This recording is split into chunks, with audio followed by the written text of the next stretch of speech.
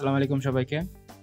তো আজকে পদার্থবিজ্ঞানের আলোচনার বিষয় হচ্ছে পদার্থের গাঠনিক ধর্ম, স্ট্রাকচারাল প্রপার্টিজ অফ ম্যাটার। তো প্রথমে যে জিনিসটা আমাদের জানা লাগবে সেটা হচ্ছে আন্তঃআণবিক বল এবং দূরত্ব। তো আমরা সবাই জানি যে পদার্থের তিনটা অবস্থা আছে, যে কঠিন, তরল এবং গ্যাস। তো কঠিন পদার্থের ক্ষেত্রে কি হয়, যে অণুগুলো খুব কাছাকাছি থাকে।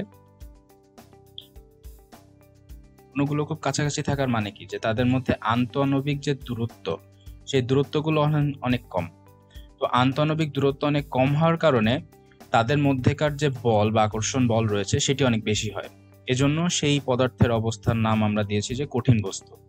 তো তরল বস্তুর ক্ষেত্রে সে জিনিসটা কেমন? তরল বস্তুর ক্ষেত্রে অণুগুলোর দূরত্ব কঠিন পদার্থ থেকে বেশি হয়।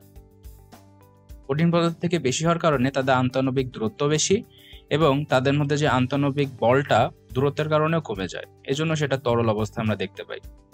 গ্যাসের ক্ষেত্রে হচ্ছে আন্তঃআণবিক দূরত্বটা থাকে সব থেকে বেশি। তো যেহেতু আন্তঃআণবিক দূরত্বটা সব থেকে বেশি, তাদের মধ্যে আন্তঃআণবিক বলটাও কিন্তু খুবই কম, এজন্য সেই অবস্থাটাকে আমরা গ্যাসীয় বস্তু বলি। তো আন্তঃআণবিক বল এবং দূরত্ব দ্বারা আমরা কিন্তু পদার্থকে তিনটা অবস্থায় ভাগ করতে পারছি। একটা হচ্ছে কঠিন বস্তু, একটা হচ্ছে দ্বিতীয় হচ্ছে তরল বস্তু, তৃতীয় হচ্ছে গ্যাসীয় বস্তু। তো এটাই হচ্ছে আন্তঃআণবিক বল এবং দূরত্ব সম্পর্কে কিছু কথা। এবং আন্তঃআণবিক দূরত্ব 10⁻⁹ থেকে 10⁻⁹ মিটারের মধ্যে হয়। তার মানে কঠিন থেকে গ্যাসীয় পদার্থ যেটাই হোক না কেন, তাদের মধ্যে দুটি অণুর মধ্যে দূরত্ব সর্বনিম্ন 10⁻⁹ হবে এবং সর্বোচ্চ হবে 10⁻⁹ মিটার। তো এই আন্তঃআণবিক স্থানের উপর ভাগ করে পদার্থকে দুই ভাগে ভাগ করা হয়েছে। একটা হচ্ছে কঠিন বস্তু, দ্বিতীয় হচ্ছে প্রবাহী। প্রবাহীকে আবার দুই ভাগে ভাগ করা হয়েছে, একটা হচ্ছে অসংকোচনীয় প্রবাহী আর একটা হচ্ছে সংকোচনীয় প্রবাহী। অসংকোচনীয় প্রবাহীর আর একটা হচ্ছে তরল এবং সংকোচনীয় প্রবাহীর আর একটা হচ্ছে গ্যাস।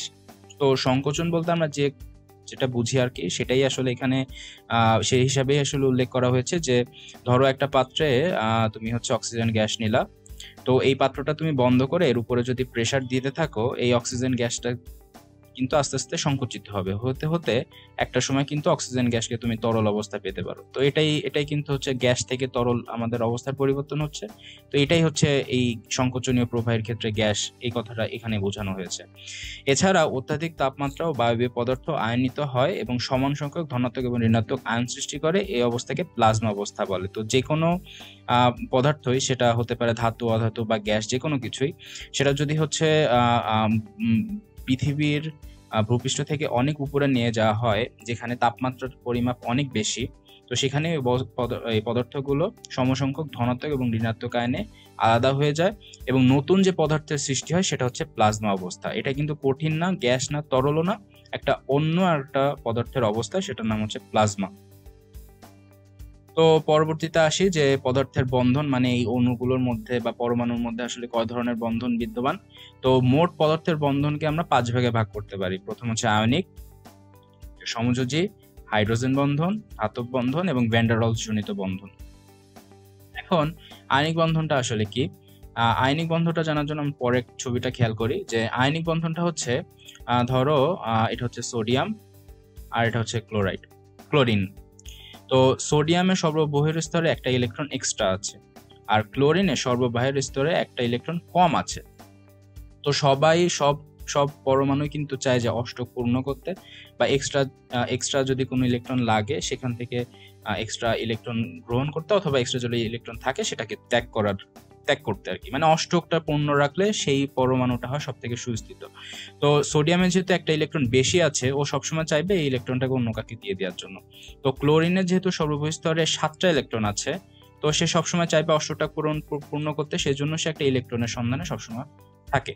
তো সোডিয়াম যেহেতু একটা ইলেকট্রন সর্ববহির স্তরে আছে, সে কি করবে, ক্লোরিনকে এই একটা ইলেকট্রন দিয়ে তাদের মধ্যে আদান প্রদান করে যে বন্ধনটা তৈরি হয়, এই বন্ধনটার নামই হচ্ছে আয়নিক বন্ধন। তার মানে এখানে একজন দিবে আর একজন নিবে। তো এর মাধ্যমে পরমাণু বা অণুর মধ্যে যে বন্ধনটা সৃষ্টি হয় সেটার নাম হচ্ছে আয়নিক বন্ধন। এরপর আসি সমযোজী বন্ধন। জিনিসটা কি? সমযোজী বন্ধনটা হচ্ছে,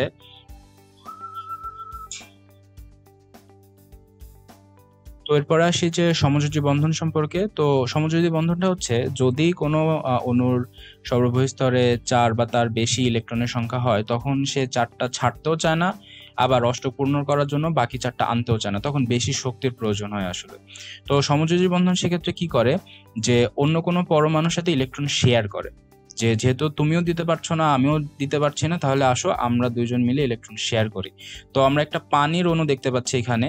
পানির অণুর মধ্যে আমরা জানি অক্সিজেনের সর্ববহিঃস্তরে হচ্ছে 6টা ইলেকট্রন আছে, 1 2 3 4 5 6, এবং হাইড্রোজেনের সর্ববহিঃস্তরে একটা ইলেকট্রন আছে, আমরা সবাই জানি। তো হাইড্রোজেন কি করবে, তারও 2টি ইলেকট্রন দিয়ে একটা অষ্টক পূর্ণ করবে, এবং অক্সিজেনেরও 2টা ইলেকট্রন দিয়ে একটা অষ্টক পূর্ণ করার সম্ভাবনা আছে। সেজন্য 2টা হাইড্রোজেন তার 2টা ইলেকট্রন অক্সিজেনের কাছে নিয়ে আসে, এবং অক্সিজেন তার নিজের 2টা ইলেকট্রন হাইড্রোজেনের সাথে শেয়ার করে যে বন্ধনটা তৈরি হয়, এই বন্ধনটাকে বলতেছে হচ্ছে সমযোজী বন্ধন।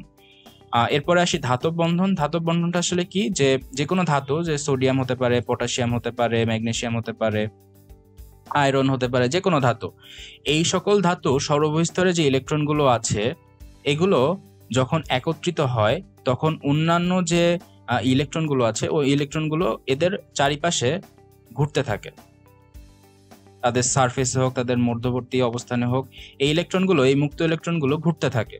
তো এই ঘুরতে থাকার কারণে যে বন্ধনটা সৃষ্টি হয় সেটা হচ্ছে ধাতব বন্ধন।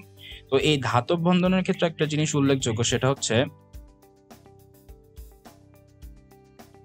উল্লেখযোগ্য বিষয়টা হচ্ছে যে ধাতব বন্ধনের ইলেকট্রনগুলো যেহেতু মুক্তভাবে ঘুরতে থাকে, এজন্য এগুলো কিন্তু খুব সহজেই তড়িৎ পরিবহন করতে পারে। তো এই জন্য কিন্তু যে কোনো ধাতু খুব সুন্দরভাবে তড়িৎ পরিবহন করতে পারে, যে কোনো ধাতু। এই মুক্ত ইলেকট্রনগুলো চারপাশে ঘুরে থাকার কারণে কিন্তু ধাতব বন্ধনে ধাতুর মধ্যে আর কি যে তড়িৎ পরিবাহিত হতে পারে খুব সহজে।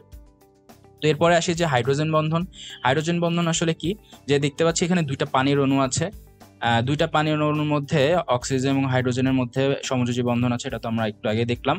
তো এই সমযোজী বন্ধন থাকার পরও অক্সিজেনের যেহেতু ইলেকট্রনের প্রতি তার আকর্ষণটা বেশি, সে করবে কি, সমযোজী বন্ধনের যে 2টা ইলেকট্রন আছে সে নিজের দিকে টানা শুরু করবে। তো এই নিজের দিকে যখন তার টানবে, তড়িৎ কিছুটা ঋণাত্মকতা সৃষ্টি হবে, এটাকে আমি ডেল মাইনাস দিয়ে প্রকাশ করেছি। তো এই তড়িৎ ঋণাত্মকতা যদি অক্সিজেনের প্রকাশিত হয়, অপরদিকে কিন্তু হাইড্রোজেনের তড়িৎ ধনাত্মকতা সৃষ্টি হবে, কারণ সে যে শেয়ার কিন্তু ইলেকট্রন দিয়েছিল সেটা কিন্তু তার কাছাকাছি আর থাকছে না। তো এই জন্য তার ডেল প্লাস দিয়ে তাকে আমি তড়িৎ ধনাত্মক প্রান্ত উল্লেখ করেছি। তো অপর একটা পানির অণুতেও কিন্তু সেম ঘটনা ঘটছে, অক্সিজেনের তড়িৎ ঋণাত্মক প্রান্ত তৈরি হচ্ছে এবং হাইড্রোজেনের তড়িৎ ধনাত্মক প্রান্ত হচ্ছে। তো এই অক্সিজেনের তড়িৎ ঋণাত্মক প্রান্ত অপর একটি পানির অণুর হাইড্রোজেনের তড়িৎ ধনাত্মক প্রান্তকে কিন্তু আকর্ষণ করে, এবং আকর্ষণ করে নতুন যে বন্ধনটা তৈরি করে, এই বন্ধনটাকে বলতেছে হচ্ছে হাইড্রোজেন বন্ধন। এবং এই হাইড্রোজেন বন্ধন থাকার অন্যতম একটা কারণেই কিন্তু পানিকে আমরা তরল অবস্থায় পাই। এটা কিন্তু খুব গুরুত্বপূর্ণ একটা ভূমিকা, যে এত সমযোজী বন্ধন হওয়া সত্ত্বেও অন্যান্য যে পদার্থগুলো আছে, সাপোজ হচ্ছে H2H, H2S, এটা কিন্তু হচ্ছে গ্যাসীয় পদার্থ, কিন্তু এর মতোই গঠন H2O হওয়ার কারণেও তোমার হচ্ছে পানিটা কিন্তু তরল। তো হাইড্রোজেন বন্ধন কিন্তু পানি তরল হওয়ার পিছনে অনেক বড় একটা ভূমিকা পালন করে। এরপর আসি ভ্যান ডার ওয়ালস জনিত বল। তো পৃথিবীর সকল ধরনের পরমাণুর মধ্যে যে দুর্বল বল কাজ করে, সেই বলটার নামই হচ্ছে ভ্যান ডার ওয়ালস জনিত বল। এটা সকল ধরনের পদার্থের অণুর মধ্যেই কাজ করতে পারে। তো সহজ একটা উদাহরণ দিয়ে বলতেছি, সেটা হচ্ছে যে আমাদের যে নোবেল গ্যাসগুলো আছে, তো নোবেল গ্যাসের অণুগুলো তো অষ্টকপূর্ণ থাকে, পরমাণু। তো এই নোবেল গ্যাসের অণুগুলো কি তাহলে কোনো নিজেদের মধ্যে আকর্ষণ করবে না? হ্যাঁ, করবে। তাদের মধ্যে যে দুর্বল বল আকর্ষণ করবে, সেটার নাম হচ্ছে ভ্যান ডার ওয়ালস জনিত বল, বা সেই বলের দ্বারা যে বন্ধন তৈরি হবে সেটার বন্ধনের নাম হচ্ছে ভ্যান ডার ওয়ালস জনিত বন্ধন। তো পরবর্তীতে হচ্ছে স্থিতিস্থাপকতা এবং কিছু রাশিমালা। আসলে স্থিতিস্থাপকতা জিনিসটা কি? স্থিতিস্থাপকতা জিনিসটা হচ্ছে, ধরো তোমার বাসায় একটা স্টিলের চামচ আছে, তো চামচটাকে তুমি হচ্ছে বাঁকানোর চেষ্টা করছো। চামচটা কিন্তু একটা সময় পর্যন্ত তোমাকে রোধ করবে, তুমি না যথেষ্ট বল যদি তুমি প্রয়োগ না করো। তো যথেষ্ট বল প্রয়োগ করার ফলে আলটিমেটলি চামচটা কিন্তু সোজা থেকে বাঁকা হয়ে যাবে। এই যে তোমার বল দেয়া লাগতেছে একটা বস্তুকে, বা এই স্টিলের চামচটাকে সে বাধাও দিচ্ছে, তো এই ঘটনাটাকে আলটিমেটলি বলতেছে হচ্ছে স্থিতিস্থাপকতা। যার স্থিতিস্থাপকতা বেশি, সে তোমাকে বেশি বল প্রয়োগ করে বাঁকানোর চেষ্টা করা লাগবে। যার স্থিতিস্থাপকতা কম, তার কম বল প্রয়োগ করলে সে বেঁকে যাবে বা অবস্থার পরিবর্তন হবে। তো এর উপরে ভিত্তি করে বস্তুকে কিছু ভাগে ভাগ করা যায়, যেমন নমনীয় বা অস্থিতিস্থাপক বস্তু, পূর্ণ স্থিতিস্থাপক বস্তু, পূর্ণ দৃঢ় বস্তু এবং এই 3 ভাগে ভাগ করা যাচ্ছে। তো নমনীয় বা অস্থিতিস্থাপক বস্তুর আসলে উদাহরণ কি দেয়া যায়? ধরো তামার যে তার আছে না বাসায়, আমাদের যে ইলেকট্রিক্যাল ওয়্যার, এই তামার তারকে কিন্তু তুমি খুব সহজে বাগাতে পারবা। তামার তারকে তুমি যদি একটুখানি বল দাও, সে কিন্তু আলটিমেটলি বেঁকে যাবে। তো এটাকে বলা হচ্ছে নমনীয় বা অস্থিতিস্থাপক বস্তু। সাধারণত যে কোনো ধাতুই হচ্ছে অনমনীয় বা অস্থিতিস্থাপক বস্তু। পূর্ণ স্থিতিস্থাপক বস্তু আছে এবং কিছু আছে হচ্ছে পূর্ণ দৃঢ় বস্তু। পূর্ণ স্থিতিস্থাপক বস্তু হচ্ছে যেটাকে তুমি বল প্রয়োগ করলে, খুব বেশি বল প্রয়োগ করলেও আলটিমেটলি তার অবস্থার পরিবর্তন হয় না। আর পূর্ণ দৃঢ় বস্তুর মধ্যে একটা আছে, উদাহরণ দেওয়া আছে, দেখো কাঁচ এবং ইস্পাতকে বাঁকানোর জন্য কিন্তু তোমার অনেক বেশি বল দেওয়া লাগতেছে। তো এটাকে বলতেছে হচ্ছে পূর্ণ দৃঢ় বস্তু। এরপর আসি যে স্থিতিস্থাপক সীমা, মানে যে বস্তুর স্থিতিস্থাপকতা বেশি তাকে বেশি বল প্রয়োগ করে তার আকৃতি পরিবর্তন করতে হবে, যার কম তাকে কম বল দিয়েও আকৃতি পরিবর্তন করা যেতে পারে। যেমন হীরা এবং ইস্পাতের স্থিতিস্থাপক সীমা খুব বেশি, দস্তা বা জিঙ্কের ক্ষেত্রে স্থিতিস্থাপকতা অনেক কম। এরপরে আসি যে অসহপীড়ন জিনিসটা কি। অসহপীড়নটা হচ্ছে অসহভার এবং ক্ষেত্রফলের একটা অনুপাত, এটাকে বলতেছে হচ্ছে অসহ পীড়ন। এরপরে আসি যে স্থিতিস্থাপক ক্লান্তি। এখন স্থিতিস্থাপক ক্লান্তিটা কি? স্থিতিস্থাপক ক্লান্তিটা হচ্ছে তোমার পাশে যদি কোনো প্লাস্টিকের জিনিস থাকে, তুমি প্লাস্টিকের জিনিসটাকে তুমি যদি বাঁকানোর চেষ্টা করো, সে কিন্তু একটা সময় পরে তার আকৃতি পরিবর্তন হয়ে সে বেঁকেও যাবে। কিছুক্ষণ পরে তুমি যখন বলটা সরায় নিবা, তখন দেখবা কি প্লাস্টিকের জিনিসটা আবার আগের অবস্থায় ফিরে আসছে। তো এই যে আগের অবস্থায় ফিরে আসার যে সময় নেয়, একটা সময়ের পার্থক্য আছে না, সাথে সাথে কিন্তু সেটা ফিরে আসে না। তো এই আগের অবস্থায় ফিরে আসার যে সময়, এটাকে বলতেছে হচ্ছে স্থিতিস্থাপক ক্লান্তি। তো এই ঘটনার ব্যাখ্যা আসলে দেন হচ্ছে বিজ্ঞানী কেলভিন, সেটা আমি এখানে উল্লেখ করেছি। তো পরবর্তীতে আসি যে বিকৃতি। বিকৃতি মানে কি? যে বল প্রয়োগে বস্তুর যে দৈর্ঘ্যের বা আয়তনের পরিবর্তন হয়, সেটাকে আলটিমেটলি বিকৃতি বলতেছে। তো বিকৃতি 3 প্রকার। 3 প্রকারের মধ্যে কি কি আছে দেখি। দৈর্ঘ্য বা অনুদৈর্ঘ্য বিকৃতি, কৃন্তন বা আকার বিকৃতি, এবং 3 হচ্ছে আয়তন বিকৃতি। তো এরপরে আসি হচ্ছে পীড়ন। পীড়ন মানে কি? যে বাহ্যিক বল প্রয়োগে কোনো বস্তুর বিকৃতি ঘটলে স্থিতিস্থাপকতার জন্য বস্তুর ভেতর থেকে এই বলের বাধাদানকারী একটি বলের উদ্ভব হয়। বস্তুর একক ক্ষেত্রফলের উপরে লম্বভাবে উদ্ভূত এই বিকৃতি প্রতিরোধকারী বলকে পীড়ন বলে। তো পীড়নের সমীকরণটা কি আসলে? পীড়ন ইজ ইকুয়াল টু হচ্ছে বল বাই ক্ষেত্রফল। বল মানে আমরা জানি এফ, আর এ মানে হচ্ছে ক্ষেত্রফল।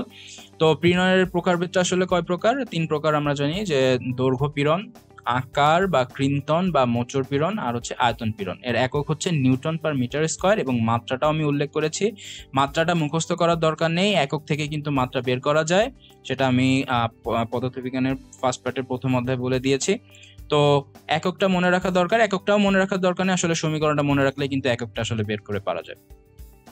তো এটাই গেল হচ্ছে পীড়ন। তো পীড়নের পরে আসে যে হুকের সূত্র আসে। হুকের সূত্রটা কি? যে স্থিতিস্থাপক সীমার মধ্যে বস্তুর উপর প্রযুক্ত পীড়ন তার বিকৃতির সমানুপাতিক। তাহলে কি দাঁড়াচ্ছে? পীড়ন সমানুপাতিক বিকৃতি, তাই তো?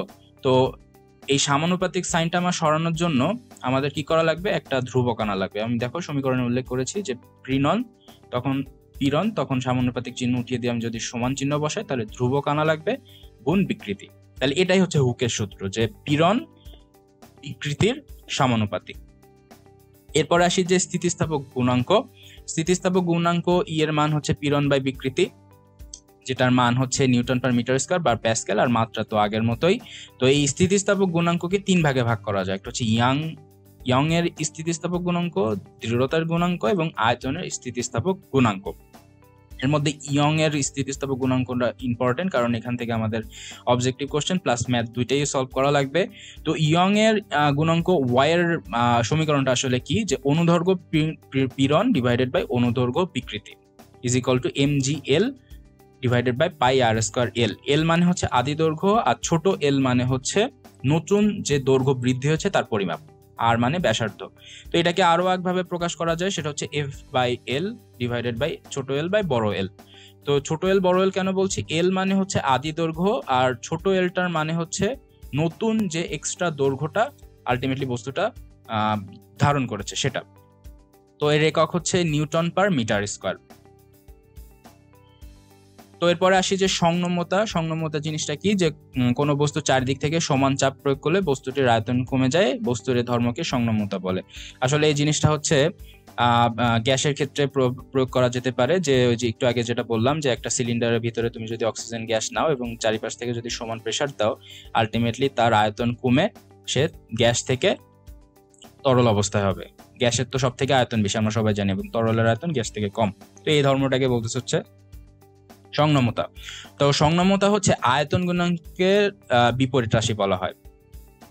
আয়তন গুণাঙ্ক যদি সি হয় তাহলে সংনমতা যদি সি হয় তাহলে আয়তন গুণাঙ্ক কে হলে C is equal two 1/k হবে। খুবই ইম্পর্টেন্ট একটা জিনিস, অবজেক্টিভ বা এমসিকিউর জন্য খুবই ইম্পর্টেন্ট, যে এরকম একটা কোশ্চেন করেই ফেলা যেতে পারে যে আয়তন গুণাঙ্কের বিপরীত রাশিকে কি বলা হয়, অথবা সংনমতা কোন রাশির বিপরীত রাশি। এভাবে কিন্তু খুব সুন্দর একটা এমসিকিউ কোশ্চেন তৈরি করা যায়। তো পরে আসি হচ্ছে স্থিতিস্থাপক বিভব শক্তি বা স্থিতি শক্তি। তো অনুদৈর্ঘ্য বিকৃতির জন্য আসলে কৃত কাজ, আমরা সবকিছু জানি যে বল প্রয়োগ করলে কাজ হয়। তো বল প্রয়োগ করলে আমরা তো বস্তুর বিকৃতি বা আকার পরিবর্তন ঘটাচ্ছি, তাহলে কি সেখানে কাজ হবে না? অবশ্যই হবে। তো সেক্ষেত্রে কাজের সমীকরণটা হচ্ছে যে হাফ ইন্টু দৈর্ঘ্য পীড়ন ইন্টু দৈর্ঘ্য বিকৃতি। এটা হচ্ছে স্থিতিস্থাপক বিভব শক্তি বা স্থিতিশক্তি বা অনুদৈর্ঘ্য বিকৃতির জন্য কৃত কাজ। অনুদৈর্ঘ্য বিকৃতির জন্য কৃত কাজের সমীকরণটা তাহলে কি, আবার বলি, হাফ ইন্টু দৈর্ঘ্য পীড়ন ইন্টু দৈর্ঘ্য বিকৃতি। এরপর আসি যে স্প্রিং এর সমবায়। স্প্রিং এর সমবায় জিনিসটা কি, যে আমরা সবাই জানি স্প্রিং দেখতে তো এরকম হয়, তাই তো? তো স্প্রিং এর সমবায় আসলে কি, মানে একাধিক যদি স্প্রিং পরপর যুক্ত করা হয়, সেটাকে যুক্ত করা দুইটা ওয়ে আছে। হয় তুমি একটার পর একটা যুক্ত করবা, অথবা তাদের সমবায় করবা। সমবায়টা কেমন হবে? সমবায়টা হবে এরকম, দুইটা স্প্রিং একসাথে যুক্ত করে এখানে একটা বস্তু ঝুলালা। এটা হচ্ছে তোমার সমান্তরাল সমবায়, এটা হচ্ছে তোমার শ্রেণী সমবায়। তো এই দুইভাবে স্প্রিং গুলো যদি যুক্ত করে তাহলে আসলে তোমার হচ্ছে মোট স্প্রিং এর মানটা কত হবে আর কি। তো সেই ক্ষেত্রে দুই ধরনের সমবায় আছে, অলরেডি বললাম, শ্রেণী এবং সমান্তরাল। শ্রেণী সমবায়ের ক্ষেত্রে, অর্থাৎ একটার পর একটা যদি পরপর সাজাতে থাকো, সেক্ষেত্রে সমবায়ের ক্ষেত্রে সূত্রটা হবে 1/k is equal two 1/k1 plus 1/k2 plus 1/k3, এভাবে যতগুলো এক্সট্রা পরপর থাকবে ততগুলো। তো আলটিমেটলি কে এর মান আমরা হচ্ছে ইনভার্স করে বের করে ফেলতে পারবো।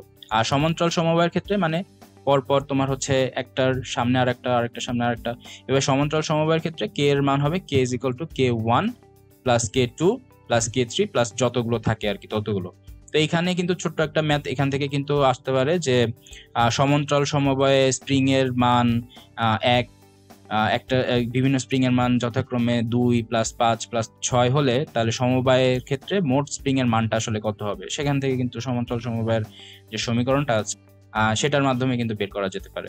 এরপর আছে স্প্রিং এর শক্তি। তো স্প্রিং এর শক্তি আমরা এটা অলরেডি আমরা কাজ শক্তি ক্ষমতাতে পড়ে এসেছি যে E is equal to half x square. তো পরবর্তীতে আসি যে পয়জনের অনুপাত। তো পয়জনের অনুপাতটা কি, আসলে পার্শ্ব বিকৃতি আর দৈর্ঘ্য বিকৃতির একটা হচ্ছে অনুপাতটাই আসলে পয়জনের অনুপাত, প্রকাশ করা হয় হচ্ছে সিগমা দিয়ে। তো এই সিগমার মানটা হবে হচ্ছে অবশ্যই -1 থেকে বড় এবং +½ থেকে ছোট। তো এটা একটা রেঞ্জের মধ্যে হচ্ছে পয়জনের অনুপাতটা হয়। শুধুমাত্র কঠিন পদার্থের জন্য পয়জনের অনুপাতটা প্রযোজ্য। তাহলে এখান থেকেও কিন্তু একটা কোশ্চেন করা যায় যে পয়জনের অনুপাত প্রযোজ্য নিচের কোনটির জন্য, কঠিন, তরল, গ্যাসীয়, প্লাজমা। সেক্ষেত্রে কিন্তু রাইট অ্যান্সার হবে কঠিন পদার্থ। তো যতই আমরা হচ্ছে -1 থেকে +½ মধ্যে মানটা নির্ণয় করার চেষ্টা করি না কেন, আসলে প্রকৃতপক্ষে মান হয় হচ্ছে 0.2 থেকে 0.4, মানে স্বাভাবিক আমাদের পাশে যে সকল বস্তু আছে কঠিন পদার্থ সবগুলোর প্রকৃতপক্ষে পয়জনের অনুপাতের মান হয় হচ্ছে 0.2 থেকে 0.4। তাহলে এটা গেল হচ্ছে পয়জনের অনুপাত। এরপর আসি যে বিভিন্ন ধরনের প্রবাহী এবং তাদের প্রকারভেদ।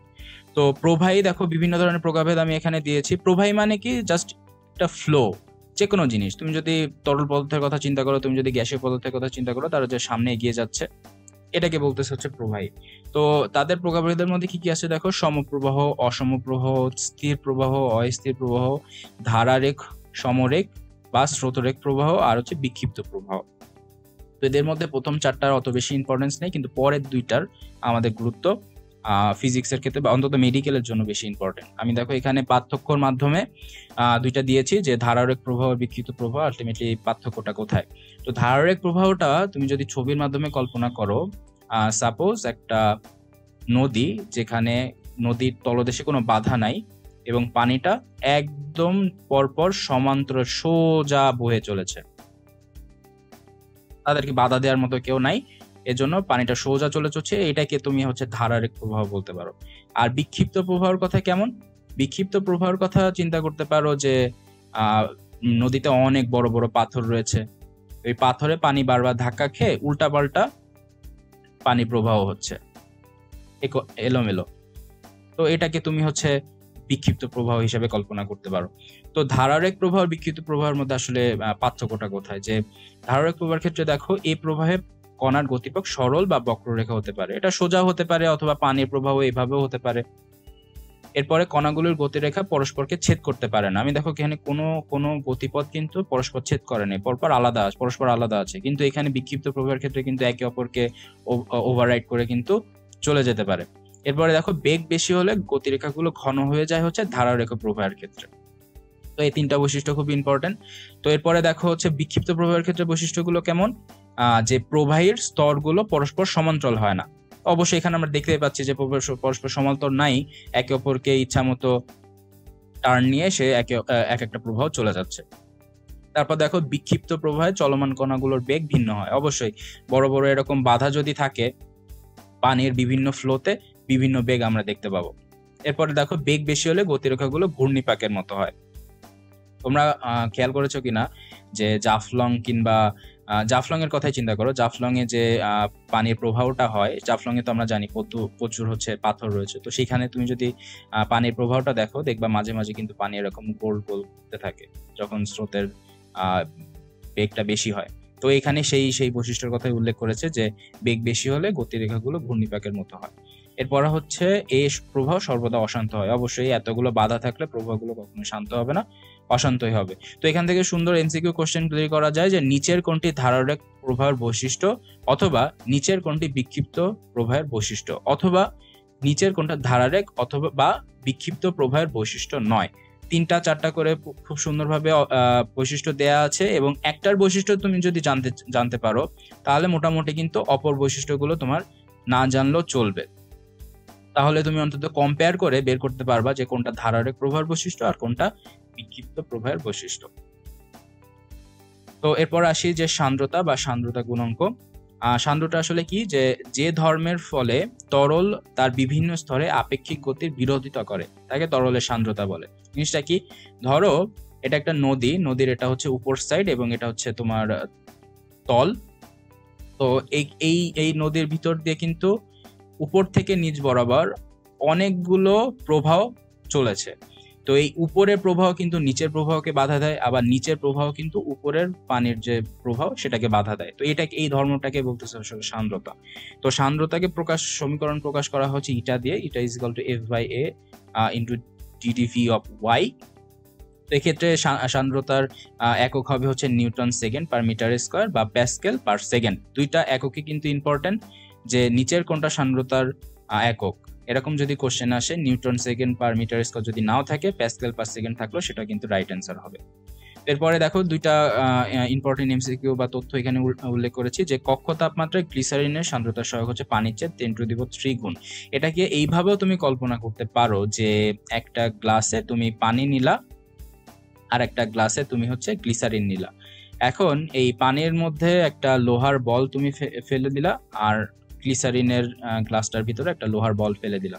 তো কোন বলটা আগে পড়বে সেটার উপরে ডিপেন্ড করো কিন্তু সেই তরল পদার্থের সান্দ্রতা কিন্তু বের করা যেতে পারে। যেহেতু গ্লিসারিনের ঘনত্ব বেশি, সেহেতু তোমার হচ্ছে লোহার বলটা কিন্তু আস্তে আস্তে পড়বে, আর পানির ঘনত্ব যেহেতু কম, এজন্য লোহার বলটা কিন্তু গ্লিসারিন থেকে দ্রুত পড়বে। তো এই জন্য এখানে বলেছে যে কক্ষ তাপমাত্রা গ্লিসারিনের সান্দ্রতার সহায়ক হচ্ছে পানির চেয়ে 10⁻³ গুণ। এরপরে আসি যে এই সান্দ্রতা হচ্ছে তাপমাত্রার উপর নির্ভর করে, যেমন 80°C তাপমাত্রায় পানির সান্দ্রতাঙ্ক হচ্ছে 0°C তাপমাত্রায় পানির 1/3। তাহলে তাপমাত্রা কিন্তু একটা হিউজ ফ্যাক্টর এই সান্দ্রতা নির্ভর করার জন্য। এরপর আসি যে সান্দ্রতার উপর তাপমাত্রার প্রভাব। তো তরলের জন্য তাপমাত্রার সাথে ব্যস্তানুপাতিক সম্পর্ক হবে, অর্থাৎ তাপমাত্রা যদি বাড়ে সান্দ্রতাঙ্ক হচ্ছে কমবে, এটা হচ্ছে ব্যস্তানুপাতিক সম্পর্ক। আর গ্যাসের জন্য তাপমাত্রা হচ্ছে বর্গমূলের সমানুপাতিক সম্পর্ক, অর্থাৎ গ্যাসের ক্ষেত্রে সান্দ্রতাঙ্ক তোমার হচ্ছে তাপমাত্রার সাথে বর্গমূলের সম্পর্ক হবে। তো অর্থাৎ একদিকে দেখা যাচ্ছে যে তরলের ক্ষেত্রে তাপমাত্রা যতই বাড়াবো সান্দ্রতাঙ্ক ততই কমতেছে, আর গ্যাসের ক্ষেত্রে সান্দ্রতাঙ্ক তাপমাত্রা যতই বাড়াবো সান্দ্রতাঙ্ক ততই কমবে।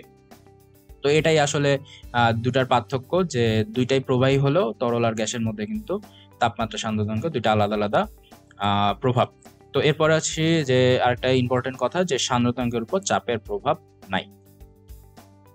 তো সান্দ্রতাঙ্কের প্রয়োজনীয়তা দেখো, আমি এখানে তিনটা ব্যবহার উল্লেখ করেছি। একটা হচ্ছে নৌকা, লঞ্চ বা স্টিমার চালানো, নদীতে, অবশ্যই নদীতে বা সমুদ্রে, ফাউন্টেন পেনে কালির ব্যবহার, এবং শিরা উপশিরা দিয়ে রক্ত চলাচল।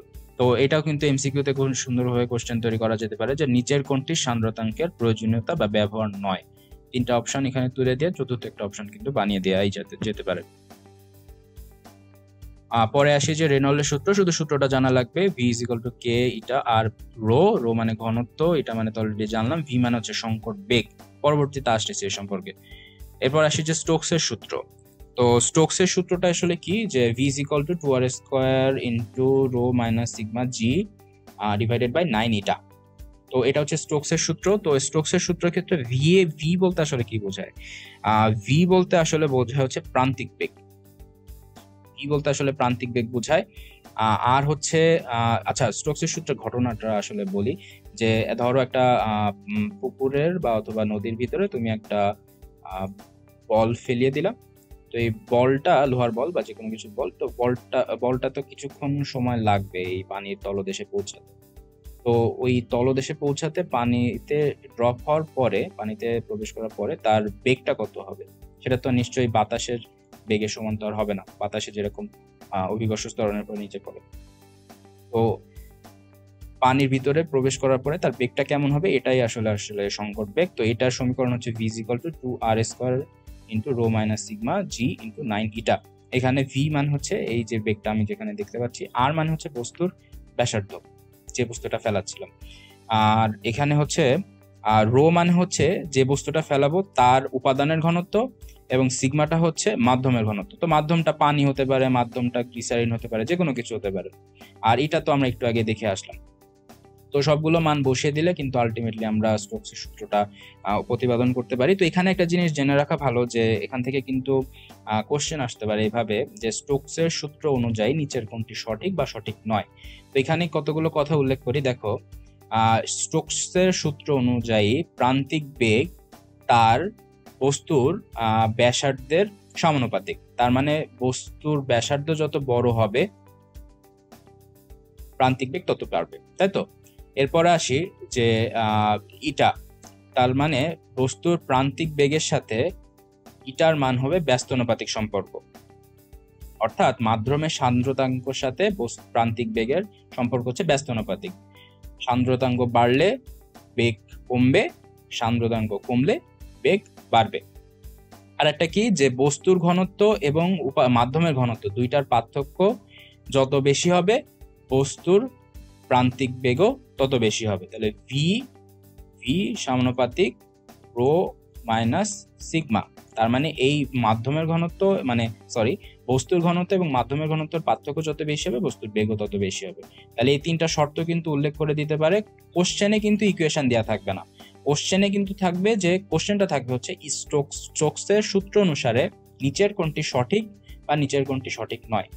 এইভাবে কিন্তু সুন্দর অপশন 4টা বানানো যায়, 3টা সঠিক দিয়ে একটা রং অ্যান্সার দিয়ে কিন্তু খুব সুন্দর একটা কোশ্চেন তৈরি করা যেতে পারে। তো এরপরে আসি যে পৃষ্ঠটান বা পৃষ্ঠ শক্তি।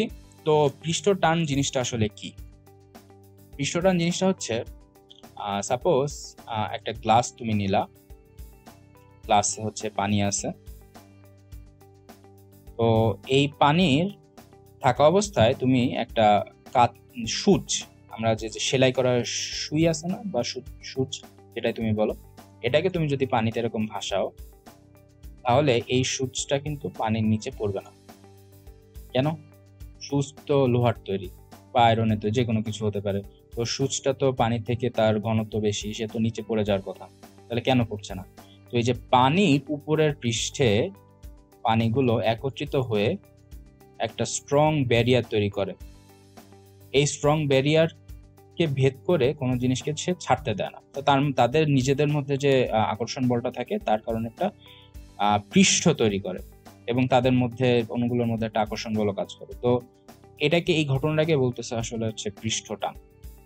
এরকম আরো কিছু ঘটনার এক্সাম্পল দিতে পারি, যেমন তুমি যদি একটা বাবল ফোলাও, মানে আমরা যে সাবানের ফেনা দিয়ে আমরা যে গোল গোল বাবল ফোলাই না, তো সেগুলো কিন্তু আকৃতি আলটিমেটলি গোল হয়। তো গোল কেন হয়? আসলে গোল হওয়ার কারণটা হচ্ছে যে পানির অণুগুলোর মধ্যে আকর্ষণ করে বাইরে যে পৃষ্ঠ তৈরি করা হয়, সেই পৃষ্ঠটা গোলাকার হলেই তার ক্ষেত্রফল হচ্ছে সব থেকে কম হবে।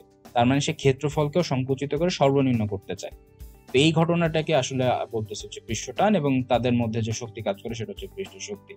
তো পৃষ্ঠটানকে আমরা টি দিয়ে প্রকাশ করি। এর সমীকরণ হচ্ছে F/L, বল বাই দৈর্ঘ্য, এবং একক হচ্ছে নিউটন মিটার। অবশ্য সমীকরণ দিয়ে বের করে পাচ্ছি, মাত্রাটা হচ্ছে আমরা সমীকরণ থেকে বের করতে পারবো। এরপরে বৈশিষ্ট্য কি? পৃষ্ঠটান বৈশিষ্ট্যগুলো আসলে কি? যে পৃষ্ঠটান তরলের তলকে সংকুচিত করার চেষ্টা করে, যেটা আমি এই বাবল ফোলানোর কথা বলে বুঝালাম আর কি। এরপর আছে তরল তলের ক্ষেত্রফল বাড়ানোর চেষ্টা করলে পৃষ্ঠটানটা প্রতিরোধ করার চেষ্টা করে। এই যে সুচ বা সুইটা যখন আমরা নিচের দিকে ফেলালাম, তখন এটা তলের ক্ষেত্রফল বাড়ানোর চেষ্টা করছিল না, এবং পৃষ্ঠটান সেই ঘটনাকে হতে বাধা দেয়। তো এটা হচ্ছে তাদের দুইটা বৈশিষ্ট্য। তো এরপরে যে জিনিসটা আসবো সেটা হচ্ছে তরলের পৃষ্ঠটানের উপর প্রভাবকারী বিষয়। তো এখানে কিছু ইম্পর্টেন্ট পয়েন্ট আমি উল্লেখ করেছি, যে দূষিতকরণ, তাপমাত্রা, দ্রবীভূত বস্তুর উপস্থিতি, তরলের উপর অবস্থিত মাধ্যম, তরলের যুক্ত তলের সাথে অন্য বস্তুর উপস্থিতি, তড়িতাহিতকরণ ইত্যাদি ইত্যাদি। তো দেখো এখানে আমি কিছু ব্র্যাকেটে কিছু সাইন দিয়েছি, যে plus minus plus minus plus minus plus minus. আসলে জিনিসগুলো আসলে কি, যে তরলের সাথে তরলকে যদি তুমি দূষিত করো মানে পজিটিভ, তাহলে তরল পৃষ্ঠটান কমবে মানে নেগেটিভ। তাপমাত্রা যদি বাড়াও মানে পজিটিভ, তরলের পৃষ্ঠটান কমবে মানে নেগেটিভ। তরলকে যদি তড়িতাহিত করো মানে পজিটিভ, তাহলে তরলের পৃষ্ঠটান কমবে। বুঝতে পারছো ঘটনাটা? পজিটিভ দিয়ে আমি ওই বৈশিষ্ট্য প্রকাশ বোঝাচ্ছি, এবং নেগেটিভ দিয়ে পৃষ্ঠটানের কমছে না বাড়ছে। তো তাহলে দূষিতকরণ করলে পৃষ্ঠটান কমবে, তাপমাত্রা বাড়ালে পৃষ্ঠটান কমবে, তড়িতাহিতকরণ করলে পৃষ্ঠটান কমবে, উপর তরলের যুক্ত তলের অন্য কোনো বস্তুর উপস্থিতি হলে পৃষ্ঠটান কমবে। তো এর মাধ্যমে আমি সহজ একটা ব্র্যাকেটের প্লাস মাইনাস দিয়ে আসলে এই জিনিসগুলো বোঝানোর চেষ্টা করেছি। তো তাপমাত্রার ক্ষেত্রে দেখো কিছু ব্যতিক্রম আছে, যে সকল বস্তুর ক্ষেত্রে তাপমাত্রা বাড়ালে সকল তরলের ক্ষেত্রে তাপমাত্রা বাড়ালে পৃষ্ঠটান হচ্ছে কমবে, কিন্তু ব্যতিক্রম হচ্ছে গলিত তামা এবং ক্যাডমিয়াম। গলিত তামা এবং ক্যাডমিয়ামের ক্ষেত্রে আসলে তাপমাত্রা যতই বাড়ানো হয় পৃষ্ঠটান ততই বাড়ে। ঠিক আছে? তো পৃষ্ঠটান বের করার একটা সমীকরণ আমি এখানে উল্লেখ করেছি। এখানে আলফা দিয়ে আসলে তোমার হচ্ছে তরলের পৃষ্ঠটান গুণাঙ্ক বোঝানো হচ্ছে। আর যে তাপমাত্রা একটা তরলের পৃষ্ঠটান শূন্য হয় তাকে সংকট তাপমাত্রা।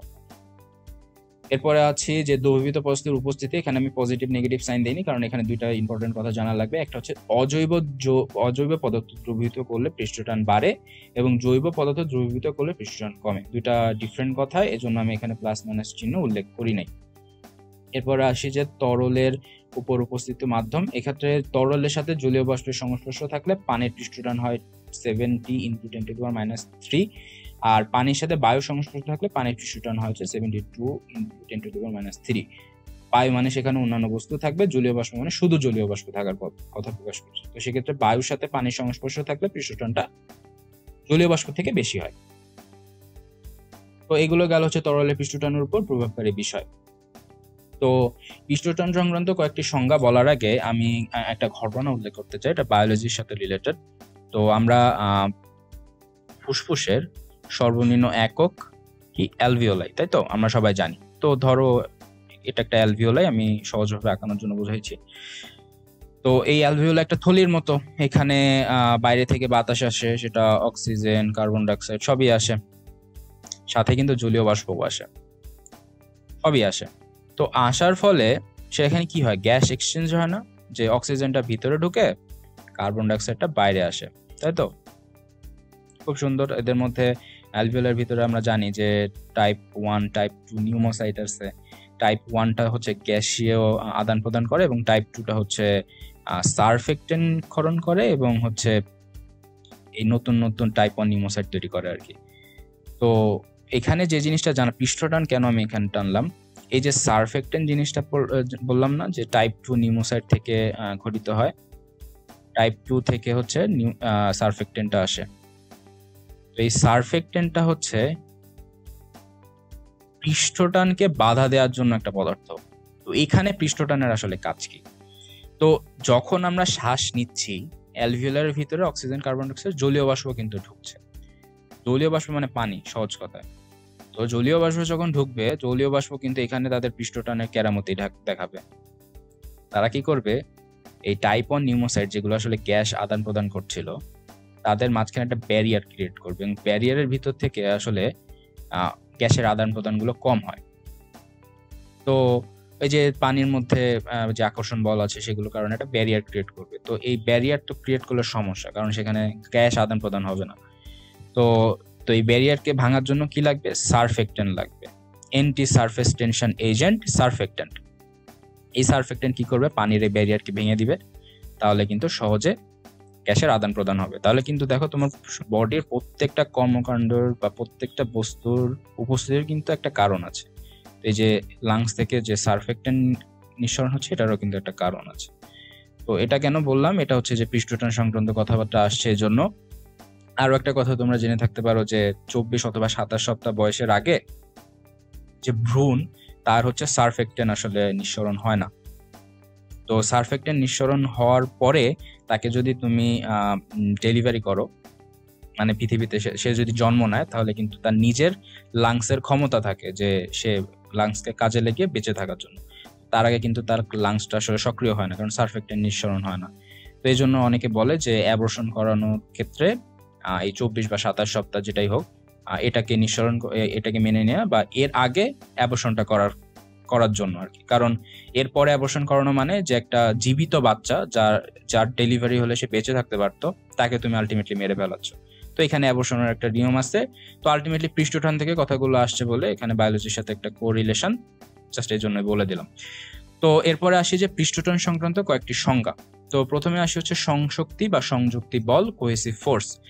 সংশক্তি বা সংযুক্তি বল হচ্ছে একই পদার্থের বিভিন্ন অণুর মধ্যে যে আকর্ষণ বল, সেটাকে বলতে হচ্ছে সংশক্তি। মানে পানির মধ্যে বিভিন্ন পানির অণুর মধ্যে যে আকর্ষণ বল, সেটাকে বলতে হচ্ছে সংশক্তি বল। এই সংশক্তি বলই কিন্তু পৃষ্ঠটানের অন্যতম কারণ। এরপর আসে আসঞ্জন বল। আসঞ্জন বল হচ্ছে ভিন্ন পদার্থের ভিন্ন অণুর মধ্যে যে আকর্ষণ বল, সেটাকে ধরো একটা স্টিলের পাত্রের মধ্যে তুমি পানি রেখেছো। তো স্টিলটা ধরো আয়রন, এবং পানি রেখেছো H2O, এবং স্টিল মানে আয়রন এবং পানির মধ্যে যে আকর্ষণ বলটা কাজ করবে সেটা হচ্ছে আসঞ্জন বল, মানে ভিন্ন পদার্থের ভিন্ন অণুর মধ্যে। আর আণবিক পাল্লা সম্পর্কে আমরা অলরেডি এর আগে পড়ে এসেছি, তারপরে জেনে রাখি যে দুটি অণুর সংশক্তি বল 10⁻⁹ মিটার দূরত্বের মধ্যে অনুভূত হয়, এর বেশি হলে সমস্যা। এরপরে চাপ ভিত্তিক হলে আন্তঃআণবিক বল বৃদ্ধি পায়, এবং সংশক্তি বল দূরত্বের বর্গের ব্যস্ত অনুপাতিক। তিনটা জাস্ট ইম্পর্টেন্ট ইনফো এমসিকিউ এর জন্য এখানে আমি উল্লেখ করে দিয়েছি। তো সংশক্তি মানে বললাম আবারও যে একই পদার্থের ভিন্ন অণুর মধ্যে আকর্ষণ বল। আসঞ্জন মানে হচ্ছে ভিন্ন পদার্থের অণুগুলোর মধ্যে আকর্ষণ বল। তো দুইটা খুবই ইম্পর্টেন্ট সংজ্ঞা, এটাও কিন্তু এমসিকিউতে আসতে পারে। একই পদার্থের ভিন্ন অণুর মধ্যে আকর্ষণ বলকে কি বলে? আনসার হবে সংশক্তি। এরপর আসি যে স্পর্শকোণ। স্পর্শকোণ জিনিসটা আসলে কি, যে আমরা এটা কেমিস্ট্রিতে খেয়াল করব যে টেস্ট টিউবের মধ্যে যদি তুমি পানি রাখো, পানিটা একটা বাঁকা কোণে থাকে। এই যে পানিটা আসলে কি সোজা থাকার কথা ছিল না, বাট পানিটা কিন্তু একটা অ্যাঙ্গেল ধরে মেনটেন করে রাখে, এবং এই অ্যাঙ্গেলটাকে তুমি যদি হিসাব করো, এই কাচের সাথে যে অ্যাঙ্গেলটা তৈরি করেছে, এই অ্যাঙ্গেলটাকে বা এই কোণটাকে বলতে হচ্ছে স্পর্শকোণ। এটা হচ্ছে পানির ক্ষেত্রে। বাট তুমি যদি এই একই টেস্ট টিউবে পারদ রাখো, মার্কারি, তাহলে সে কিন্তু পানির ঠিক অপোজিট দিকে কোণ তৈরি করবে, এবং সেক্ষেত্রে অ্যাঙ্গেলটা তুমি যদি হিসাব করতে চাও, অ্যাঙ্গেলটা হবে হচ্ছে এরকম। তো এখানে দেখো পানি এবং কাচের মধ্যে যে কোণটা তৈরি হচ্ছে এটা হচ্ছে সূক্ষ্মকোণ, আর পারদ এবং কাচের মধ্যে যে কোণটা তৈরি হচ্ছে সেটা কিন্তু স্থূলকোণ, মানে 90 ডিগ্রি থেকে বেশি। তো এখানে সূক্ষ্মকোণ সম্পর্কে কি বলেছে দেখো, সাধারণ পানি এবং কাচের মধ্যে স্পর্শকোণ হচ্ছে 4 ডিগ্রি, মানে এই কোণের মান হচ্ছে 4। আর বিশুদ্ধ পানি ও কাচের মধ্যে স্পর্শকোণ প্রায় 0। তার মানে আমরা যে সাধারণ পানি নিয়ে গবেষণা করি আর কি আমাদের স্কুল বা কলেজে ল্যাবরেটরিতে, সেগুলো তো পিউরিটি 100% না, কিছু তো ভেজাল থাকে। তো সেই ক্ষেত্রে এই ঘটনাটা আমরা দেখতে পাবো। কিন্তু একদম যদি বিশুদ্ধ পানি নিয়ে, যেখানে 100% হচ্ছে H2O, সেক্ষেত্রে কাচের সাথে কিন্তু স্পর্শকোণ প্রায় শূন্য দিকে হবে। এরপরে হচ্ছে রূপা এবং পানির মধ্যে স্পর্শকোণ হচ্ছে প্রায় 90°। এরপরে স্থূলকোণের মধ্যে একটা উদাহরণ দিয়েছি, দেখো পারদ এবং কাচের ভিতরকার স্পর্শকোণ প্রায় হচ্ছে 140°। তার মানে এই যে কোণটা দেখালাম, এই কোণের মান হচ্ছে 140°। এরপর হচ্ছে স্পর্শকোণ যে বিষয়ের উপরে নির্ভর করে, কঠিন এবং তরলের প্রকৃতি 1, 2 হচ্ছে তরলের উপস্থিতি মাধ্যম, 3 কঠিন এবং তরলের বিশুদ্ধতা। এটাও কিন্তু খুব সুন্দর একটা এমসিকিউ কোশ্চেন তৈরি করার জন্য তোমার টপিক, যে 3টা বৈশিষ্ট্য দেওয়া আছে খুব সুন্দরভাবে, এবং 4 নাম্বার বৈশিষ্ট্য কিন্তু ইজিলি তৈরি করা যেতে পারে। তাহলে কোশ্চেনটা হবে যে স্পর্শকোণ নিচের কোণটির উপরে নির্ভর করে না। তো এরপরে আসি যে পৃষ্ঠটানে ব্যবহার। পৃষ্ঠটানে ব্যবহার ক্ষেত্রে দেখো প্রথমে উল্লেখ করেছি যে পানির তলে পোকামাকড়ের চলাচল। এটা আমি হচ্ছে যে তোমার সূচের যে উদাহরণটা দিলাম সেটা দিয়ে কিন্তু তুমি একইভাবে ব্যাখ্যা করতে পারো, যে এই ধরো একটা মাকড়সা, সে হচ্ছে পানির উপরে কিন্তু চলতে পারে। কেন চলতে পারে? যে পানির উপরের তলে একটা স্ট্রং বন্ড ক্রিয়েট করে, যে সে তাকে ভেদ করতে দিবে না। তো তার উপরে আলটিমেটলি মাকড়সাটা কিন্তু ভালোভাবে ব্যালেন্স রেখে হাঁটতে পারে। সাবানের ফেনা একই ঘটনা, বাইরের পৃষ্ঠের যে ক্ষেত্রফল সর্বনিম্ন হয় গোলাকারে, তো এই জন্য সাবানের ফেনাটা গোলাকার হয়। কাছে পানি পরিবহন, তরলের পৃষ্ঠের সূচের অবস্থান, যেটা ঘটনা একটু আগে ব্যাখ্যা করেছে, এবং ছাতা বা তাঁবুর মধ্য দিয়ে পানি প্রবেশ করতে না পারা, একই ঘটনা। তো পরবর্তীতে আমরা যে ম্যাথটা সলভ করব, ম্যাথটা হচ্ছে 1 মিলিমিটার স্কোয়ার প্রস্থচ্ছেদ বিশিষ্ট একটি ইস্পাতের তারের দৈর্ঘ্যের 5% বৃদ্ধি করতে হলে কত বল প্রয়োগ করতে হবে। এখানে ইস্পাতের ইয়াঙ্গুলঙ্ক ওয়ার মান দেওয়া আছে। তার মানে আমরা যদি ইস্পাতের পাত এটা চিন্তা করি, এর 5% দৈর্ঘ্য বৃদ্ধি করতে আমাদের কি পরিমাণ বল প্রয়োগ করা লাগবে, তাই তো? তো আমরা যদি সূত্রটা আগে দেখি, ইয়াঙ্গুলঙ্কের সূত্র, সেটা হচ্ছে y = F/a into capital L divided by small letter l। আচ্ছা, এখানে ক্যাপিটাল L আর স্মল লেটার l কি বোঝাচ্ছে সেটা পরে আসি। আগে হচ্ছে আমাদের বের করতে হবে হচ্ছে বল, তাই তো? তাহলে F, তো আমরা যদি ইকুয়েশনটা এই পাশে নিয়ে আসি তাহলে কি দাঁড়ায়, ya small letter l and capital L, তাই তো? আচ্ছা, এরপরে আমরা মানগুলো আসলে বসাবো। y এর মান অলরেডি দেয়া আছে, সেটা হচ্ছে 2 × 10⁻11 নিউটন পার মিটার স্কয়ার, তাই তো? আচ্ছা, a মানে হচ্ছে প্রস্থচ্ছেদ, সেটা হচ্ছে দেয়া আছে 1 মিলিমিটার স্কয়ার। আচ্ছা, এখন 1 মিলিমিটার স্কয়ার আমরা আনতে পারবো না, কারণ এখানে আমাদের y এর মানে মিটার স্কয়ার আছে, তো এটাকে আমাদের মিটারে কনভার্ট করতে হবে। মিটারে কনভার্ট করলে এটা দ্বারা হচ্ছে 10⁻6 মিটার স্কয়ার। আচ্ছা, এরপরে আমাদের এই স্মল লেটার এল এবং ক্যাপিটাল লেটার এল এই দুইটা নিয়ে একটু আলোচনা করতে হবে। সেটা হচ্ছে ক্যাপিটাল লেটার এল যেটা, সেটাকে বলা হয় হচ্ছে আদি দৈর্ঘ্য। আদি দৈর্ঘ্য। এখন আদি দৈর্ঘ্য এখানে কোথাও দেয়া নেই, তো ওটা নিয়ে আমাদের বেশি চিন্তা থাকবে না। এই স্মল লেটার এল, এটা নিয়ে আমাদের হচ্ছে কথা। স্মল লেটার এল বোঝাচ্ছে হচ্ছে দৈর্ঘ্যের বৃদ্ধি, দৈর্ঘ্যের বৃদ্ধি। এখন আমরা যদি কোশ্চেনটা পড়ি, সেটা হচ্ছে দৈর্ঘ্য বৃদ্ধি হচ্ছে 5%। 5%, কিসের 5%? আদি দৈর্ঘ্যের 5%। তাহলে এটাকে আমরা কিন্তু এভাবেও লিখতে পারি যে 5 ক্যাপিটাল L ডিভাইডেড বাই 100। এই 5% বৃদ্ধি হওয়া মানে কি, এই ক্যাপিটাল এল বা আদি দৈর্ঘ্যের 5L ইন্টু ডিভাইডেড বাই 100 না, এটাই তো। তো এটাকে যদি আমরা হিসাব করি তাহলে হচ্ছে এই ক্যাপিটাল, এই স্মল লেটার এলটাকেই আমরা হচ্ছে এখানে পরবর্তীতে ইকুয়েশনে ইনক্লুড করব। আমরা যদি এই ইকুয়েশনটা দেখি তাহলে কি দাঁড়ায়, আমি যদি মানগুলো বসাই, y এর মান 2 × 10⁻11 ইন্টু a এর মান হচ্ছে 10⁻6। স্মল লেটার এল এর মানটা আমরা এখানে বের করে রেখেছি, সেটা হচ্ছে আমরা 5L বাই 100কে আমরা কীভাবে লিখতে পারি, 0.05 L লিখতে পারি, তাই তো? তো এটাকে আমরা লিখি হচ্ছে 0.05 L, নিচে হচ্ছে L, তাই তো? তাহলে L কেটে যায়, তাহলে এটা আমরা পরবর্তীতে এই পাশে লিখি। এটা তাহলে কি দাঁড়ায়, তার হচ্ছে 2 × 10⁻11 ইন্টু 10⁻6 ইন্টু 0.05, তাই তো? তো এটাকে যদি আমরা ইকুয়েশন করি, আমরা হিসাব করি, তাহলে আলটিমেটলি যে পাওয়ারের হিসাবগুলো আমরা সহজ ম্যাথমেটিক্যাল টার্ম দিয়ে হিসাব করতে পারি। এটা করলে আলটিমেটলি আমাদের দেখা যাবে অ্যান্সারটা বেরোবে হচ্ছে 10⁻4 নিউটন। তাহলে এটাই হবে হচ্ছে এই ম্যাথটার সলিউশন। তো এবারের আলোচনার বিষয় হচ্ছে 10ম অধ্যায়ে আদর্শ গ্যাস এবং গ্যাসের গতিতত্ত্ব। তো প্রথমে আসি যে আদর্শ গ্যাস বলতে আসলে কি বোঝায়। যে সকল গ্যাসের গতিতত্ত্বের মৌলিক স্বীকার্য গুলো মেনে চলে এবং সকল তাপমাত্রা এবং চাপে বয়েলের এবং চার্লসের সূত্রগুলো যুগ্মভাবে মেনে চলে, তাদেরকে আদর্শ গ্যাস বলে। তো আদর্শ গ্যাসের বৈশিষ্ট্যগুলো কি কি? যে সকল তাপমাত্রা ও চাপে PV = nRT সমীকরণ মেনে চলে, এটাই আসলে আদর্শ গ্যাসের সমীকরণ। পরে হচ্ছে স্থির তাপমাত্রা আদর্শ গ্যাসের অভ্যন্তরীণ শক্তি এবং এর আয়তনের উপর নির্ভরশীল না। তৃতীয় হচ্ছে আদর্শ গ্যাসের অণুসমূহের মধ্যে আকর্ষণ বা বিকর্ষণ বল নেই। 4 নম্বর হচ্ছে আদর্শ গ্যাসের অণুসমূহ মোট আয়তন গ্যাসের দ্বারা দখলকৃত আয়তনের তুলনায় নগণ্য। তো এখানে একটা জিনিস জানা লাগবে, সেটা হচ্ছে এখান থেকে খুব সুন্দরভাবে একটা MCQ কোশ্চেন তৈরি করা যেতে পারে যে নিচের কোনটি আদর্শ গ্যাসের বৈশিষ্ট্য নয় বা নিচের কোনটি আদর্শ গ্যাসের বৈশিষ্ট্য। তো এরপরে একটা জিনিস দেখা লাগবে যে আসলে বাস্তব জীবনে বা আমাদের চারিপার্শ্বে এ ধরনের বৈশিষ্ট্য মেনে চলা কোনো গ্যাসের অস্তিত্ব আসলে নাই। যেমন 3 নাম্বারটার কথাই আসো না কেন, যে গ্যাসের অণুগুলোর মধ্যে কোনো আকর্ষণ বা বিকর্ষণ বল নাই, এই কথা কিন্তু আমাদের বাস্তব যে গ্যাস সেটির ক্ষেত্রে প্রযোজ্য হবে না। কারণ আমরা কিন্তু জানি যে পৃথিবীর যে কোনো দুইটি বস্তুর মধ্যে আকর্ষণ বা বিকর্ষণ বল অবশ্যই কাজ করে। গ্যাসের কণার ক্ষেত্রে সেক্ষেত্রে হচ্ছে কিন্তু যদি সেটা আমাদের নোবেল গ্যাসও হয় তাহলে কিন্তু দুটি গ্যাসের মধ্যে কিন্তু ভ্যান ডার ওয়ালস বল ক্রিয়া করে। হ্যাঁ, সেটা দুর্বল, কিন্তু তারপরও তাদের মধ্যে কিন্তু একটা আকর্ষণ বল ঠিকই কাজ করে।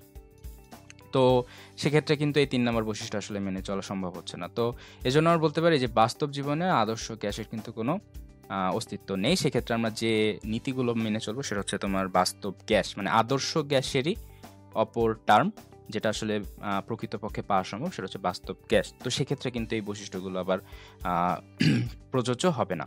তো এক্ষেত্রে একটা জিনিস বলে রাখা ভালো যে গ্যাসের চাপ, আয়তন এবং তাপমাত্রা এই তিনটিকে হচ্ছে গ্যাসের চলরাশি বলা হয়। খুব সুন্দর একটা পয়েন্ট।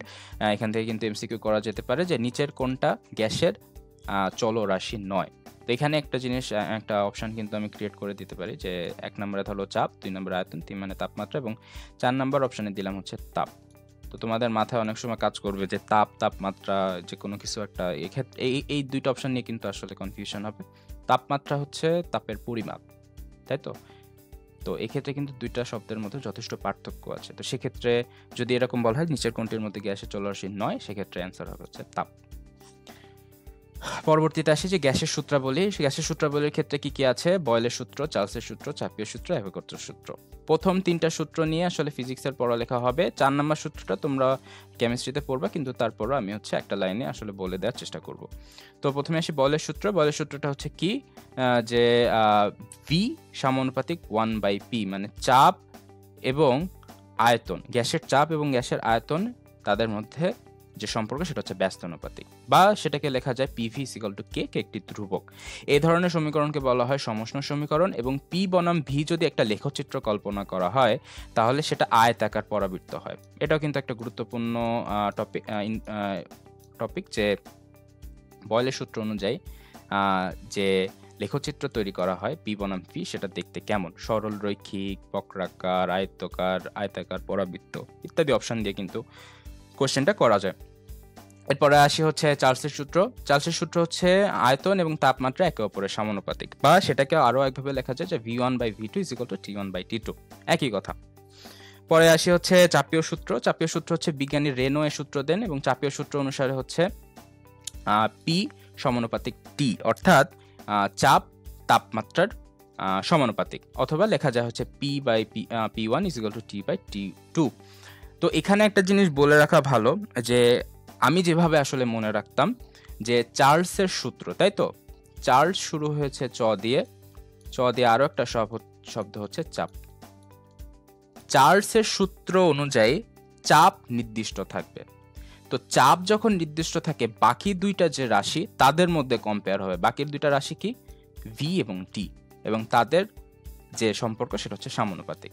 তো এটা জাস্ট একটা স্মল নেমোনিক যে আমি যেভাবে মনে রাখতাম যে চার্লসের সূত্র, তাহলে এখানে চাপ সমান থাকবে। যদি চাপ সমান থাকে, বাকি দুইটা টার্ম হচ্ছে ভেরিয়েবল হবে, সেটা হচ্ছে V এবং T। তো এরপরে আসি অ্যাভোগাড্রোর সূত্র। এক লাইনে বলে দিচ্ছি যে একই তাপমাত্রা চাপে সকল গ্যাসের সমান সংখ্যক অণু বা পরমাণু থাকে। নোবেল গ্যাসের ক্ষেত্রে পরমাণু, আর অন্যান্য গ্যাসের ক্ষেত্রে জেনারেলি অণু। এরপরে আসি যে আদর্শ গ্যাসের সমীকরণ। আদর্শ গ্যাসের সমীকরণ যে চাপ, বয়েলসের সূত্র, চার্লসের সূত্র, এগুলো আসলে একত্রিত করলে যে সমীকরণটা পাওয়া যায় সেটা হচ্ছে PV is equal two nRT.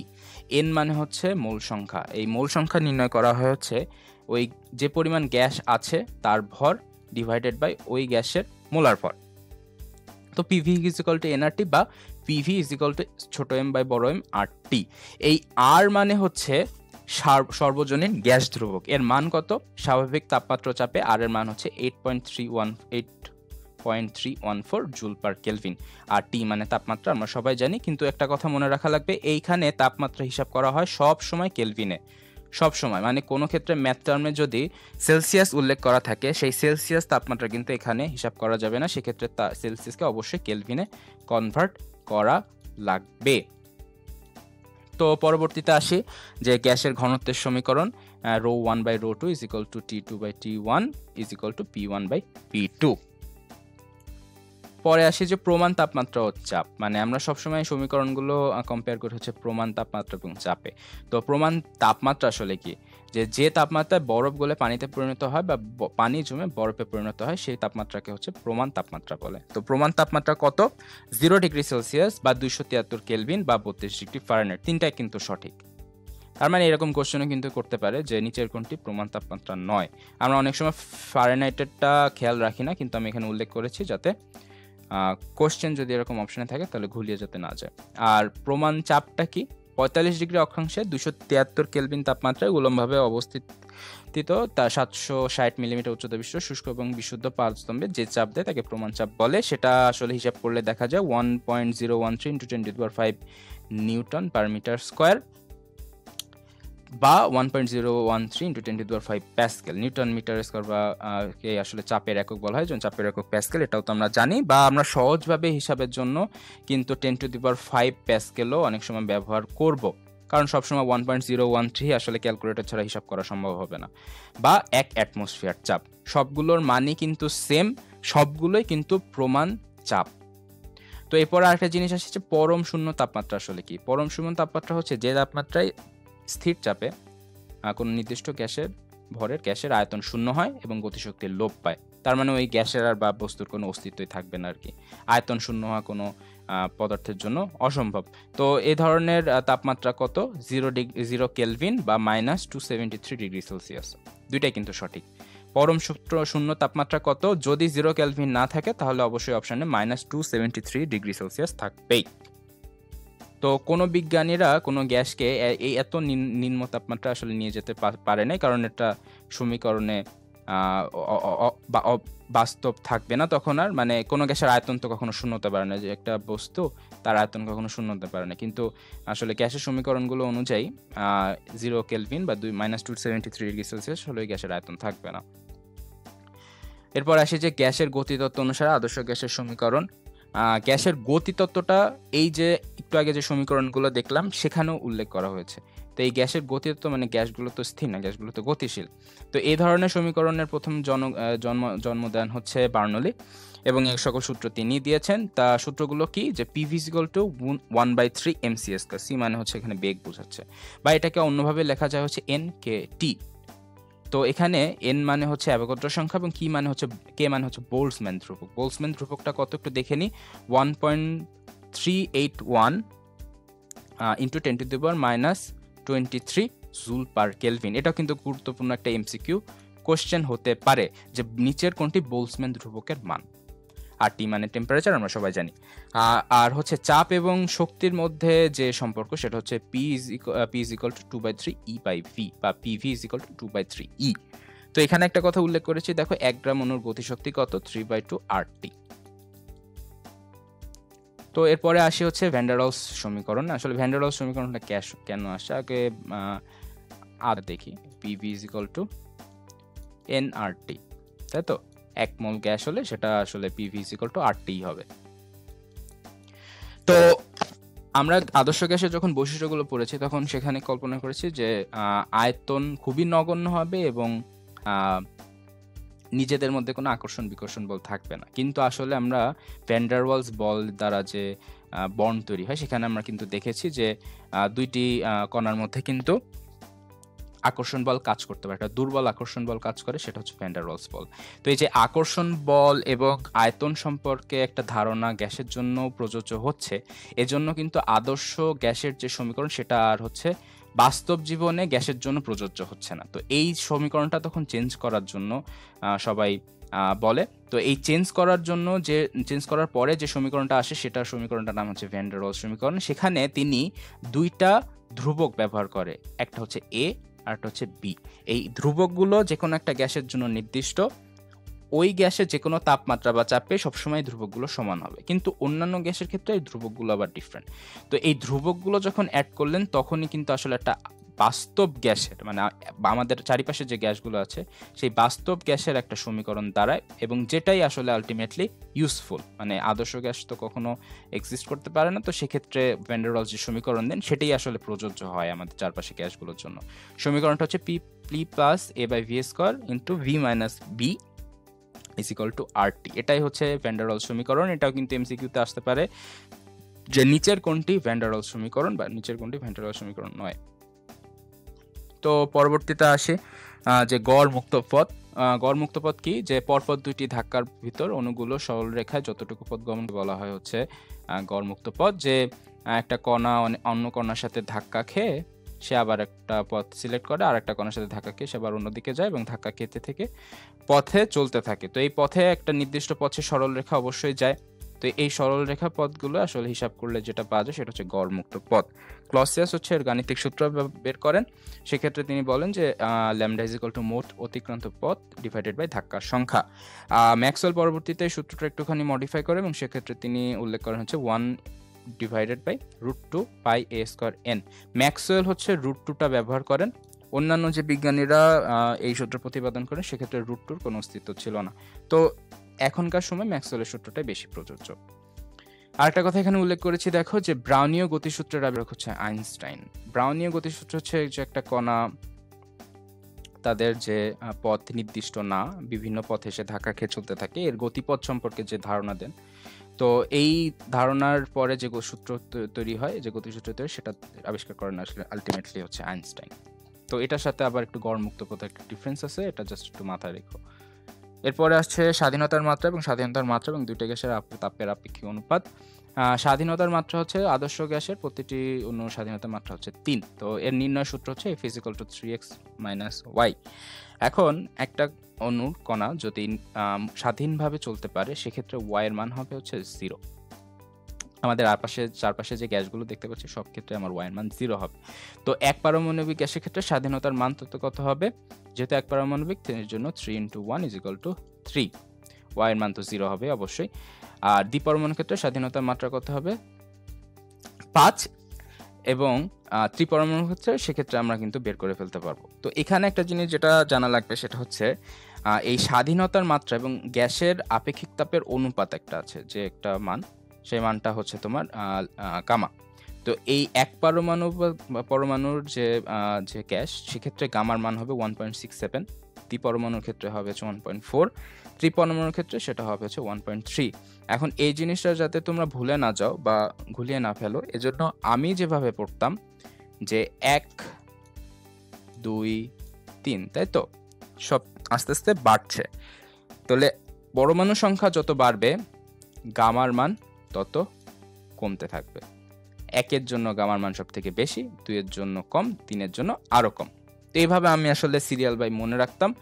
তো এজন্য লেখো পরপর আমি সাজিয়ে লিখেছি যে এক পরমাণুর ক্ষেত্রে স্বাধীনতার মাত্রা হচ্ছে গামার মান হচ্ছে 1.67, দ্বিপরমাণুর ক্ষেত্রে 1.4 আর ত্রিপরমাণুর ক্ষেত্রে 1.33।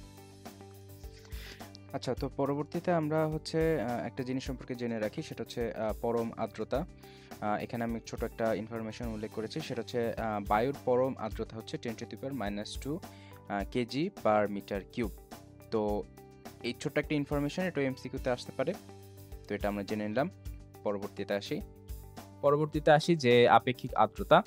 আপেক্ষিক আর্দ্রতা কাকে বলে? যে সমীকরণটা আমি এখানে উল্লেখ করেছি, আজ ইকুয়াল টু ছোট f বাই বড় f ইন্টু 100%, অবশ্যই পার্সেন্টেজ দিয়ে প্রকাশ করা হয়। সেক্ষেত্রে দেখো আমি লিখেছি যে শিশিরাঙ্কে সম্পৃক্ত জলীয় বাষ্পের চাপ ডিভাইডেড বাই বায়ুর তাপমাত্রায় সম্পৃক্ত জলীয় বাষ্পের চাপ, সবই কিন্তু সঠিক। মানে ছোট এফটার মানে হচ্ছে শিশিরাঙ্ক, বড় এফটার মানে হচ্ছে বায়ুর আর্দ্রতা সম্পৃক্ত। তো আপেক্ষিক আর্দ্রতা দেখো গুরুত্ব এবং কিছু ঘটনা আমি এখানে উল্লেখ করেছি। আর্দ্রতা নির্ণয়ের গুরুত্ব আসলে কি, মানে আপেক্ষিক আর্দ্রতা আমাদের কেন জানা লাগবে? যে প্রথমে আমি উল্লেখ করেছি যে রোগ জীবাণু বংশবিস্তার জানতে, যে কোনো ব্যাকটেরিয়া বা কোনো ভাইরাস বেশি আর্দ্রতায় হচ্ছে বেশি গ্রোথ হয় অথবা কম আর্দ্রতায় বেশি গ্রোথ হয়।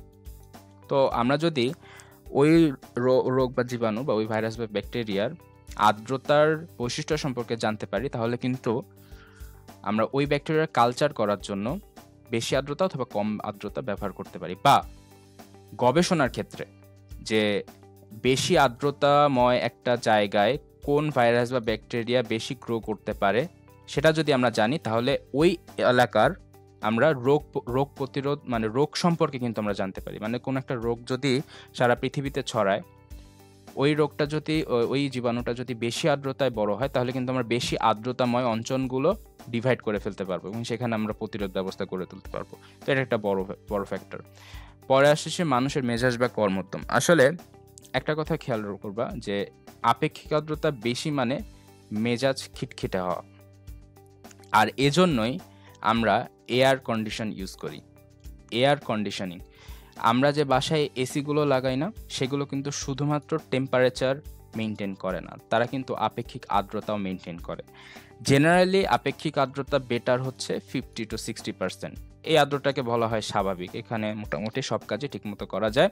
আমাদের যে ইলেকট্রনিক্স জিনিসগুলো আছে বা বইগুলো আছে বা যে কোনো জিনিস এই আর্দ্রতাটা মেনটেন করলে সেই জিনিসগুলো সব থেকে বেশি দিন দীর্ঘস্থায়ী হয়। এয়ার কন্ডিশনিং, মনে রাখবা তিনটা জিনিস মোট কন্ট্রোল করে, একটা হচ্ছে টেম্পারেচার, একটা হচ্ছে আর্দ্রতা, একটা হচ্ছে এয়ার ফ্লো। কারণ এয়ার কন্ডিশনিংগুলো আমরা ইউজ করতেছি হচ্ছে ঘরের ভিতরে বন্দি অবস্থায়, জানলা দরজা সব বন্ধ থাকে, তাহলে অক্সিজেন কার্বন ডাইঅক্সাইডের যে ফ্লোটা বা বাতাসের যে ফ্লোটা সেটাও কিন্তু মেনটেন করে। তো এখানে যে জিনিসটা আমি বলতে চাচ্ছিলাম আসলে, যে আপেক্ষিক আর্দ্রতা যত বেশি হবে মানুষের মেজাজ তত খিটখিটে হবে। এজন্য বড় বড় অফিস, বড় বড় শোরুমে কিন্তু আমরা সবসময় দেখি যে এসি, এয়ার কন্ডিশন নিয়ন্ত্রিত সেই জায়গাটা, মানে তার ভিতরে যারা কাজ করছে তাদের আউটপুটটা যাতে সর্বোচ্চ হয়, তারা যেন কাস্টমারদের সাথে ভালো ব্যবহার করে, সেক্ষেত্রে কিন্তু হচ্ছে আপেক্ষিক আর্দ্রতা মেনটেন করা হয়।